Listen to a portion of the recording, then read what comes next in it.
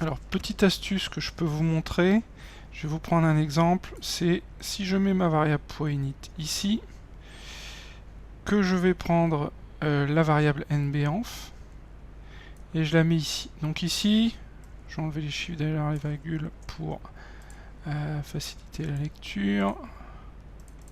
Voilà, j'ai le nombre de répondants, les 15 078, en fonction du nombre d'enfants qu'ils ont.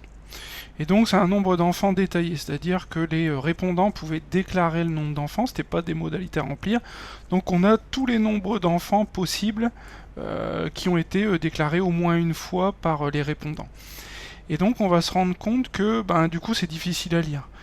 Et une des façons de faire, une des manières dont je vous présentais dans les exercices que je vous proposais, c'était par exemple, on va se faire une rubrique 5 enfants et plus. Ça sert à rien d'avoir tout ce détail avec des petits nombres qui n'ont pas d'importance. On va se créer une rubrique 5 et plus. Et pour faire ça, je vais vous expliquer comment on fait. Donc on va aller dans la colonne qui contient les nombres d'enfants. On va sélectionner les 5 et plus. C'est-à-dire les 5, les 6, les 7, etc. jusqu'à 20. Il y a 5 personnes qui ont déclaré avoir 20 enfants. Ça faudrait peut-être vérifier la cohérence, mais voilà. Et donc à partir de ça, qu'est-ce qu'on va faire? On va faire un clic droit sur cette zone sélectionnée, on va lui dire de grouper, de faire un groupe avec ça. Je fais OK. Qu'est-ce qui se passe quand je fais ça?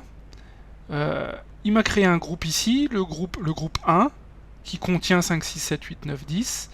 Et en fait, ici, maintenant, j'ai deux variables. J'ai la variable nbenf d'origine, la variable avec le nombre d'enfants détaillé tel que je vous ai montré au début. Et il m'a créé une variable nbenf2 avec la variable regroupée, c'est-à-dire avec les 5 et plus.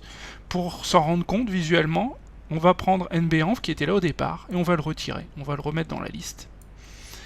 Et donc, on va remarquer que j'ai quoi? J'ai les 0, les 3, les 2, les 1, les 4, et ce groupe 1, que je vais pouvoir renommer, ça va être les 5 et plus. Alors au passage, vous voyez, le fait d'avoir fait cette manip, ce n'est plus dans l'ordre. Pour remettre les éléments dans l'ordre, je vais vous expliquer également comment on fait. On sélectionne la variable. Par exemple là, le 1, je voudrais venir le mettre entre le 0 et le 3. Donc je le sélectionne. Je vais mettre sur le bord ici en attendant que la souris, le pointeur prenne cette forme-ci, hein, une espèce d'étoile. Et une fois que j'ai ça, je le prends et je le remonte.